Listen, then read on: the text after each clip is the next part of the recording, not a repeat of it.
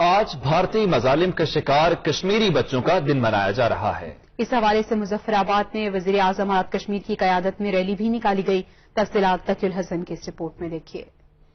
مظفر آباد میں مہاجرین جموں کشمیر کے مالک پیا کیمپ میں کشمیری بچوں سے یکجہتی کے اظہار کے لیے وزیر اعظم آزاد کشمیر راجہ فاروق حیدر خان کی قیادت میں ریلی نکالی گئی۔ ریلی میں کشمیری شہداء کے بچوں اور لواحقین نے شرکت کی۔ انڈیا کو تو اس وقت ہر طرف سے منہ کی کھانی پڑ رہی ہے اور انشاءاللہ بہت جلد جو ہے ہمارے بچے آزاد ہوں گے۔ ہندوستان کہتا ہے کہ یہ کشمیری ہمارا جو ہے وہ ہمارے شہری ہے، اور کیا کبھی دنیا میں کوئی اپنے شہریوں پر اس طرح سے بمباری، اس طرح سے ظلم و ستم اور اس طرح سے لوگوں پر کرتا ہے؟ اس موقع پر منعقدہ تقریب سے خطاب کرتے ہوئے وزیر اعظم آزاد کشمیر کا کہنا تھا کہ ہندوستانی فوج بچوں پر تشدد کے عالمی جنگی جرائم کا ارتکاب کر رہی ہے۔ ان بھائی بہن بیٹوں بیٹیوں کے ساتھ ان کے ساتھ شروع کرنے سے ان کی پشتیبانی کا رول ادا کریں گے انشاءاللہ تعالی۔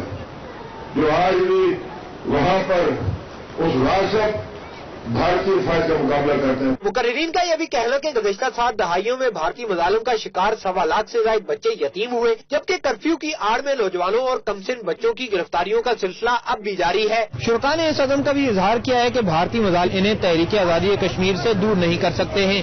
کیمرہ مین محمد نوید کے ساتھ تقی الحسن، دنیا نیوز، مظفر آباد۔